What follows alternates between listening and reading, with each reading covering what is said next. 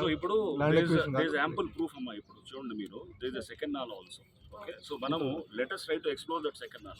అది చేద్దాము. చేసి మీరు మనం ఒకసారి లెటెస్ట్ హ్యావ్ మీటింగ్ ఒక 2 weeks 3 weeksలో మనం ఒకసారి సర్వే ఫీల్డ్ లెవెల్ చేసిన తర్వాత మీ అందరూ కూడా పిలుస్తాము. పిలిచి ఇంజనీర్స్ కూడా ఉంటారు. అప్పుడు దాని ముందు పెట్టి మనం డిస్కస్ చేసి మన ఆఫీస్లో పెడతాం. ఓకే, సో పెట్టి ఒక 2-3 weeks టైం ఇవ్వండి. ఎందుకంటే మనకు ప్రతి చెరువులు కూడా అక్కడ లోకల్ పబ్లిక్ని ముందు పెడతాము. మన దగ్గర ఉన్న ఇన్ఫర్మేషన్ ఉంటారు, మీరు ఆఫీసర్స్ వాళ్ళు ఉంటారు, మీరు డైరెక్ట్గా అడగవచ్చు. ఎవరైతే ఫైట్ చేస్తున్నారో వాళ్ళు మీరు ప్రశ్నించవచ్చు కూడా. ఇగో ఇది అని చెప్తుంటే కనుక ఆన్సర్ చేయాలి అందరం. ఓకే, చేద్దాం. స్ట్రక్చర్స్ అన్ని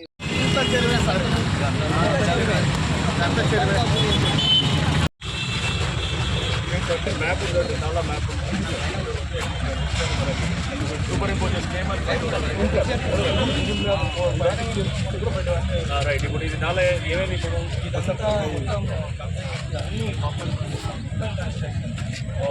ఇదా అంటే నాలా పక్కన నాలా ఇదంతా ఇదంతా చూద్దాం చూద్దాం.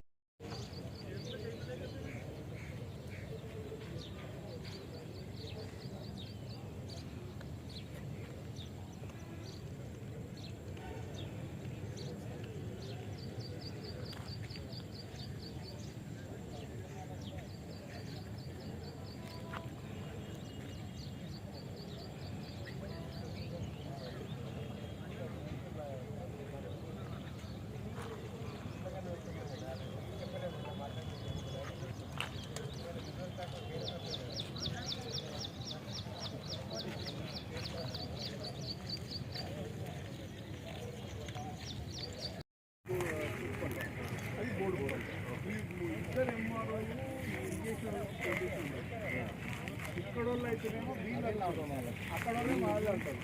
ఇది సత్తు కాబట్టి అది సత్తు కాకపోతే ఈ ఎండ ఇక్కడ అది కూడా మార్క్ చేసి అది కూడా చెరువు మన రోడ్ అక్కడ నుంచి స్టార్ట్ చేస్తే అపార్ట్మెంట్స్ ఉంది. అక్కడికి అక్కడ కాదు, అదంతా చెరువే. ఇక్కడ మార్క్ చేసిపోయినారు. కళ్ళ ముంగడ చూస్తున్నానికి ఇవన్నీ పోయినాయి సార్, ఇవన్నీ పోయినాయి. స్టూడియో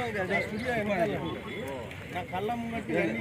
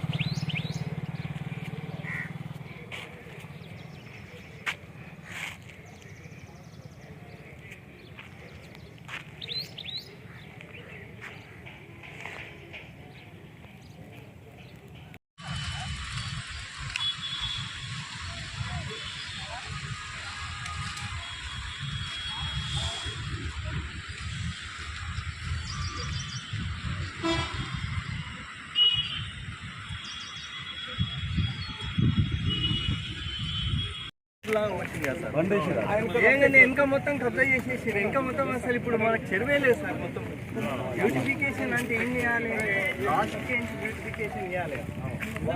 అట్లా పోసే వరకు అవతల చెరువు లేదు. అంటే వాళ్ళు ఇక్కడికే లిమిట్ చేసి దాని వెనకాల ఆక్యుపేట్ చేసి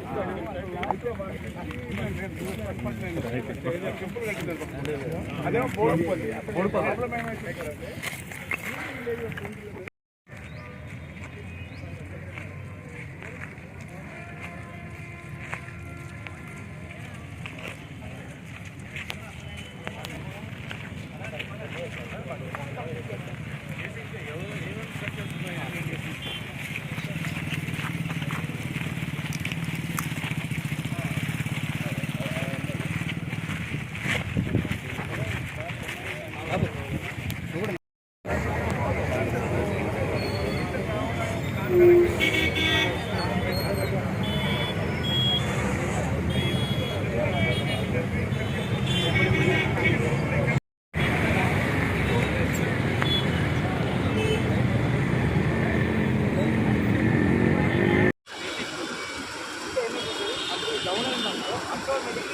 ఏమైతే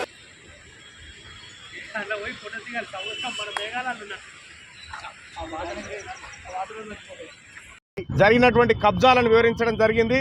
కొద్దిసేపటి క్రితమే హైడ్రా కమిషనర్గా ఉన్నటువంటి రంగనాథ్ గారు కూడా ఇక్కడ పరిస్థితిని సమీక్షించారు. అతి త్వరలోనే ఈ నల్ల చెరువుకు కూడా విముక్తి రాబోతా ఉంది.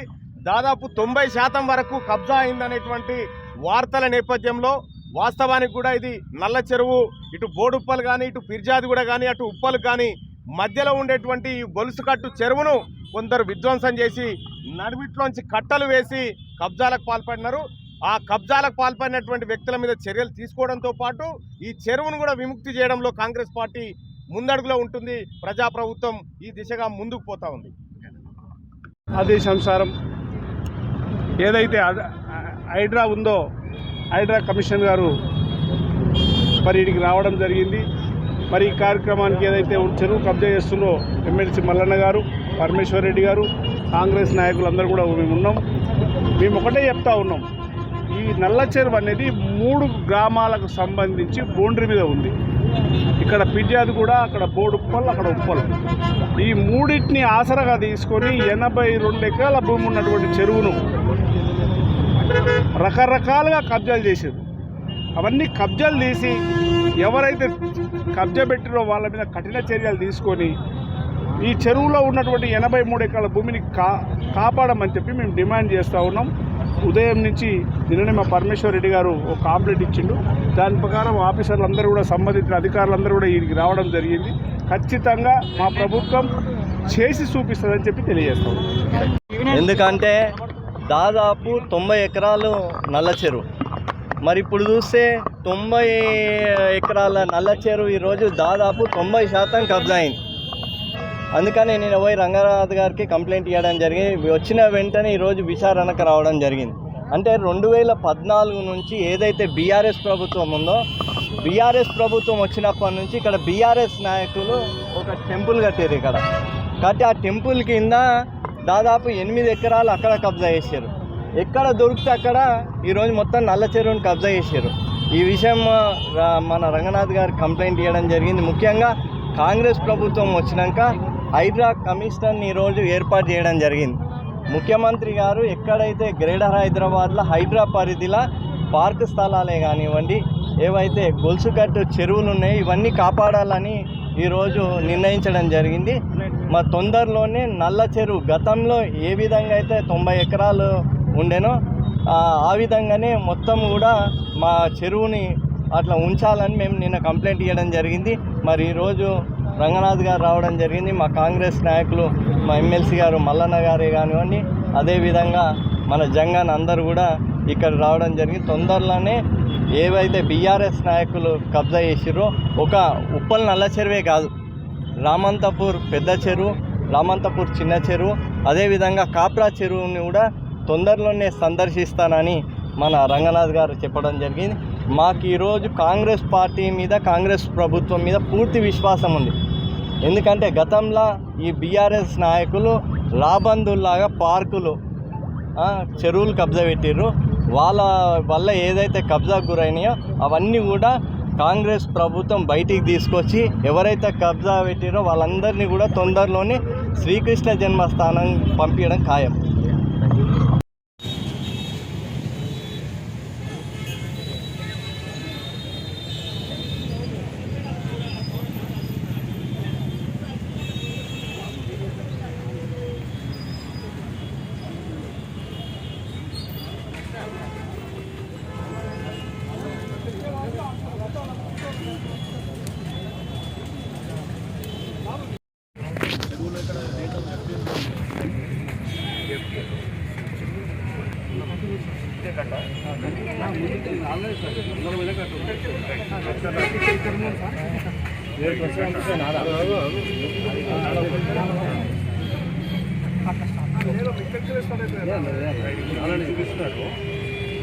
షాప్స్ అన్నీ ఉన్నాయి అక్కడ, ఇక్కడ ఉన్నాయి.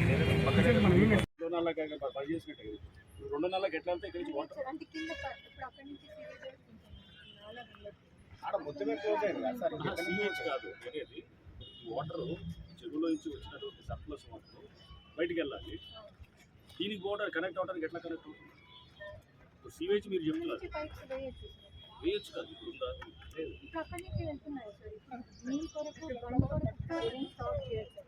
నుంచి ఇటు వెళ్ళాలంటే మనకి దీనికి వెళ్ళేది ఏ వాటర్ వెళ్తుంది? Sewage sewage water, stove water కూడా వెళ్తుంది. చెరువులో వాటర్ వస్తే వాటర్ అక్కడ వేరు దీనికి కనెక్ట్ అయిందా? కనెక్షన్ లేదు సార్. మరి అప్పుడు ఎట్లా అవుతుంది? ఈ చెరువులో ఓవర్ఫ్లో సింపుల్ గా వాళ్ళు బౌండరీస్ పెట్టుకొని అక్కడ వరకు ఉన్నారు. ఇది ఎందుకు వదిలేసినాం మనం? ఇంకొక పెద్ద స్కామ్ ఏంది 100 కోట్ల టీడీఆర్ ఇచ్చారు.